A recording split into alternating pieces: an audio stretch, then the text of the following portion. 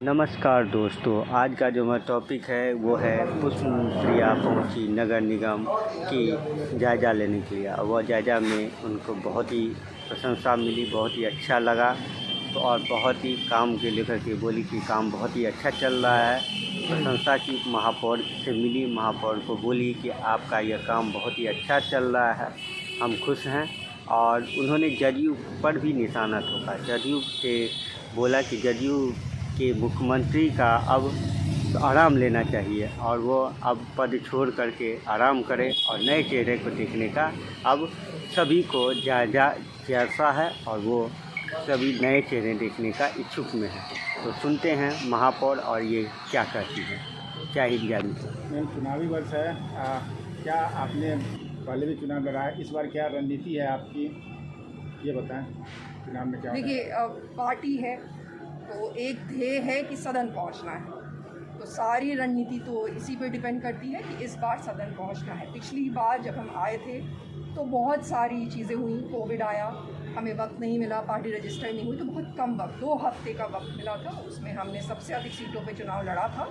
इस बार वक्त भी है और ज़्यादा समस्याओं को, एक्सपीरियंस तो एक होता ही है ना जो आदमी लेता है, तो ज़्यादा समस्याओं को समझना, उसको किस तरीके से हल करना, वो एक्सपीरियंस भी ज़्यादा है। और पूरा डट के इस बार सदन पहुंचने का प्रयास रहेगा और ज़्यादा से ज़्यादा सीटों पे चुनाव लड़ेंगे। रास्ता क्या होगा आपका, अकेले या गठबंधन है तो फिर किसके साथ? अभी ये थोड़ा अर्ली है कहना। अगर कोई भी गठबंधन ऐसा बना पाए जिसमें कि बिहार की बातें हो, बिहार का विज़न हो, जो विज़न हम 2020 में लेके आए थे, ये सारी समस्याएं जो हम अभी आपको कह रहे हैं कि अलग अलग पालिकाएं अलग अलग फंक्शन करनी चाहिए, क्योंकि कागज़ पर यही लिखा है, तो कागज़ वाली चीज़ों को अगर उतारने में धरातल में कोई इंटरेस्टेड है, बिहार को आगे लेके जाने में जैसा विज़न हम बनाना चाहते हैं उसमें कोई इंटरेस्टेड है, तो गठबंधन होगा। आपको क्या लगता है, आपने तो आपके सामने, नज़र के सामने, और अनुभव भी आपने लिया होगा पिछले 5 वर्षों में, कौन सा पार्टी आपसे मेलजोल करने के लिए तैयार हो पाएगी, या लगता है कि किसी से हो सकता है आपकी नज़र में?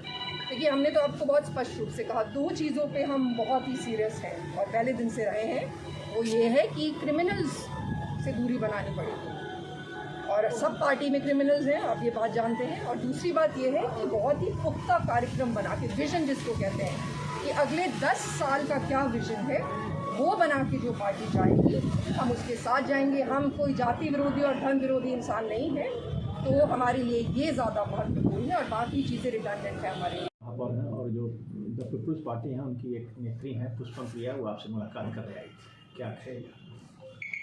देखिए, वो मुझसे मिलने के लिए यहाँ आई थी और उन्होंने विकास पर जो नगर निगम से हो रहा है उसकी जानकारी उन्होंने से मांगी, जैसे कि जल नल योजना किस तरह से चल रहा है शहर में, स्ट्रॉम ड्रेनेज के बारे में, अतिक्रमण वगैरह के बारे में कि किस तरह से और आप किस सिस्टम से ये सब चीज़ को देखती हैं, कैसे करती हैं, उसी सब चीज़ की जानकारी के लिए वो यहाँ पे आई थी। कैसा उनसे वार्तालाप करने के बाद आपको क्या लगा? वार्तालाप करने के बाद कि वो समस्या थोड़ा हम लोग का सुनने आई कि हम लोग का हाथ कहाँ पे बंधा हुआ है, उन सब की जानकारी उनको दिया गया है और किस तरह से शहर में विकास का काम जो है हम लोग कर रहे हैं उसके बारे में भी उनको जानकारी दिए हैं। और जो परेशानी हम लोग को आती है, जैसे कि जाम की समस्या यहाँ है, तो जो अतिक्रमण से है उसकी वजह से होता है और क्यों नहीं हम लोग खाली करवा पा रहे हैं, उसके बारे में उनसे चर्चा की गई है। और स्टॉर्म ड्रेनेज पर भी बात चली है, जिस पर उन्होंने कहा है कि आप जाके आपके परमिशन से होता है, तो उनको यही सब जानकारी चाहिए थी जो मैंने उन्हें दी।